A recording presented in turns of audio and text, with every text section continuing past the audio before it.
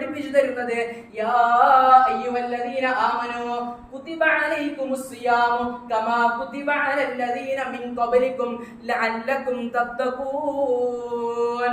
ഓ സത്യവിശ്വാസികളായ ആളുകളെ, നമ്മെ ഓരോരുത്തരെയും അല്ലാഹു സുബ്ഹാനഹു വ തആല വിളിച്ചുകൊണ്ട് പറയുന്നു, അല്ലാഹുവിലും അന്ത്യദിനത്തിലും വിശ്വസിക്കുന്ന സത്യവിശ്വാസികളായ ആളുകളെ, നിങ്ങൾക്ക് നോമ്പ് നിർബന്ധമാക്കിയിട്ടുള്ളത് നിങ്ങളുടെ മുൻകാലങ്ങളിൽ കഴിഞ്ഞുപോയ ഉമ്മത്തീങ്ങൾക്ക് നോമ്പ് നിർബന്ധമാക്കിയതുപോലെ നിങ്ങൾക്കും നോമ്പ് നിർബന്ധമാക്കിയിട്ടുള്ളത് ലഅല്ലകും തത്തഖൂൻ, തഖ്വയോടുള്ള ജീവിതം നയിക്കാൻ വേണ്ടിയാണെന്ന് പരിശുദ്ധ ഖുർആനിൽ അല്ലാഹു അസ്സ വജൽ അല്ലാഹു സുബ്ഹാനഹു വ തആല ഖുർആനിൽ നമുക്ക് പഠിപ്പിച്ചു തരുന്നത് തഖ്വയോടുള്ള ജീവിതം നയിക്കാൻ വേണ്ടിയാണെന്ന് പറഞ്ഞു തരുമ്പോൾ നാം മനസ്സിലാക്കേണ്ടത് തഖ്വ എന്താണ്, തഖ്വ എന്നാൽ എന്താണെന്ന് മനസ്സിലാക്കേണ്ടതുണ്ട്.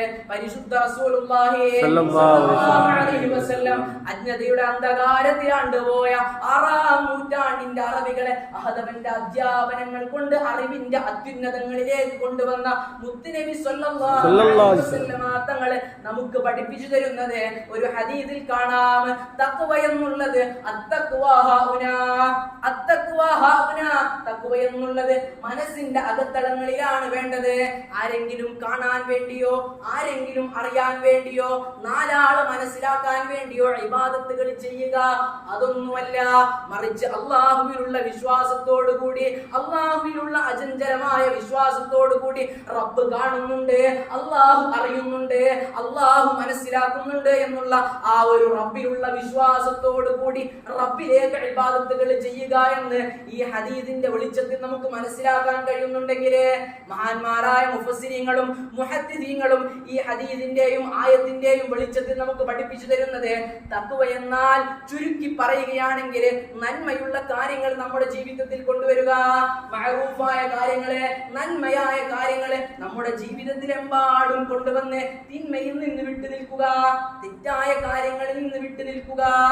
നാം മനസ്സിലാക്കിയതുപോലെ പരിശുദ്ധ റസൂലുള്ളാഹി സ്വല്ലല്ലാഹു അലൈഹി വസല്ലം തങ്ങൾ പഠിപ്പിച്ചു തരുന്നതായ ഒരു ഹദീസിൽ നാം കാണാം, ഏതൊരു ചെറിയ നന്മയാണെങ്കിലും ഞാൻ അതിനെ നിസ്സാരമായി കാണാൻ പാടില്ല.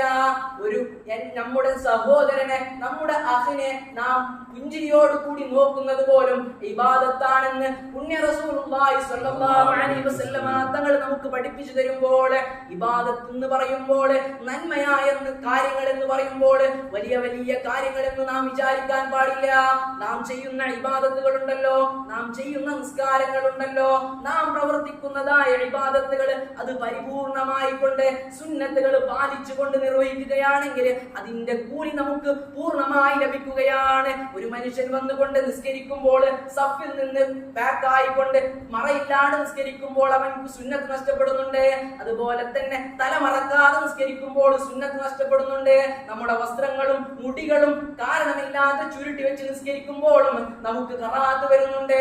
അതിനെ ഒഴിവാക്കി നിസ്കരിക്കുകയാണെങ്കിൽ ഫുഖഹാക്കൾ നമുക്ക് പഠിപ്പിച്ചു തരുന്നത് സുന്നത്ത് ലഭിക്കാൻ അത് കാരണമാകും.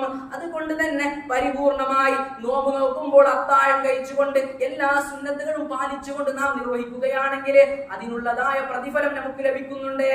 അതുപോലെ തന്നെ തിന്മയിൽ നിന്ന് വിട്ടു നിൽക്കുക, ഇതാണ് തഖ്വ എന്ന് മഹാന്മാർ നമുക്ക് പഠിപ്പിച്ചു തരുമ്പോൾ ഈ പരിശുദ്ധമായ റമദാൻ ഷരീഫ് അതിന്റെ ശ്രേഷ്ഠതകള്, അതിന്റെ മഹത്വങ്ങള്, അതിന്റെ ഗുണങ്ങള്, മുത്തുനബി തങ്ങൾ നമുക്ക് പഠിപ്പിച്ചു തന്നതെല്ലാം നമുക്കറിയാം.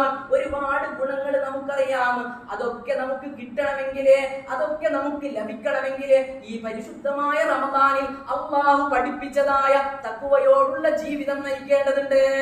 ആ ഒരു ജീവിതമാണോ നമ്മുടെ ജീവിതമെന്ന് വളരെ ഗൗരവത്തോടുകൂടി നാം ആലോചിക്കേണ്ടതുണ്ട്. അങ്ങനെയാണെങ്കിൽ മാത്രമേ നാം പഠിച്ചതായ ഗുണങ്ങളെ, നാം പഠിച്ചതായ റമദാനിന്റെ ശ്രേഷ്ഠതകളെ, നാം പഠിച്ചതായ റമദാനിന്റെ പുണ്യങ്ങൾ നമുക്ക് ലഭിക്കുകയുള്ളൂ.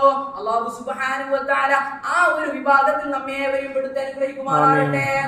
കൂടുതലായൊന്നും പറയാൻ ഞാൻ ആഗ്രഹിക്കുന്നില്ല. നമുക്കെല്ലാവർക്കും പുണ്യം റമദാനിന്റെ ശ്രേഷ്ഠതകൾ അറിയാം. ആ ഒരു വിഭാഗത്തിൽ അള്ളാഹു നമ്മെ ഉൾപ്പെടുത്തി അനുഗ്രഹിക്കുമാറാകട്ടെ.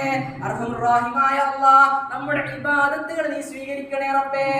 അതിൽ വന്നു പോയ വീഴ്ചകൾ, തെറ്റുകുറ്റങ്ങളെല്ലാം നീ പുറത്തു തരണേ അല്ലാഹ്. എല്ലാത്തിന്റെയും മിസ്ലു സവാബ് നമ്മിൽ നിന്ന് മരണപ്പെട്ടു പോയ, നമ്മുടെ കുടുംബങ്ങളിൽ നിന്ന് മരണപ്പെട്ടു പോയ, നമ്മുടെ നാടുകളിൽ നിന്ന് മരണപ്പെട്ടു പോയ ആളുകളുടെ കബറിടങ്ങളിലേക്ക് നീ എത്തിച്ചു കൊടുക്കണേ റബ്ബേ.